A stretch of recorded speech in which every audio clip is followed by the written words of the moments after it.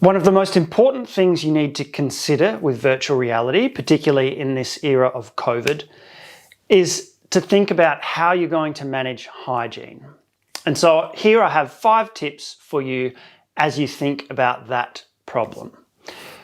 The first thing is to consult your infection control officer to ensure you have the right procedures for your setting.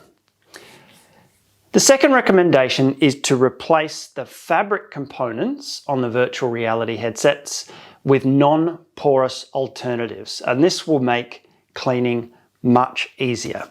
Now, there are a few ways you can go about this. One of the main areas where you'll need to manage hygiene is the facial interface. Now, what I've done with this one is to replace the fabric interface with a silicone cover. So that sort of fits on like a glove. So that's one approach, and you can get those silicone covers on eBay and other places online. Another approach is to replace the facial interface with a vinyl alternative. And you can get these replacement interfaces which snap in and snap out. So that's an easy and thorough way to sort out that problem. There's also fabric in the head strap on most headsets. That can also be replaced.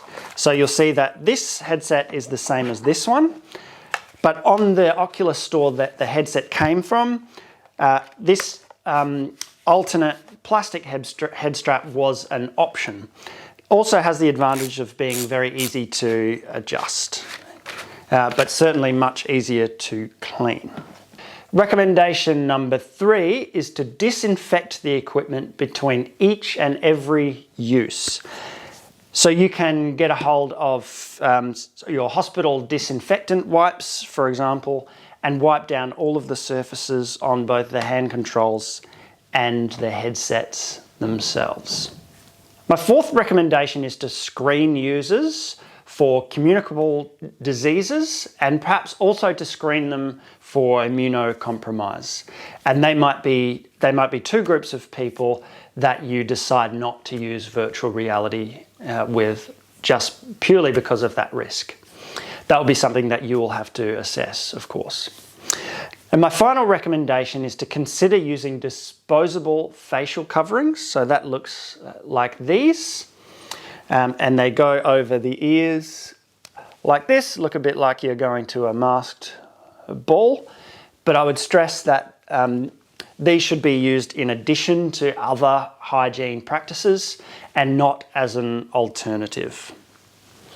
And that's my 5 tips for managing hygiene with virtual reality.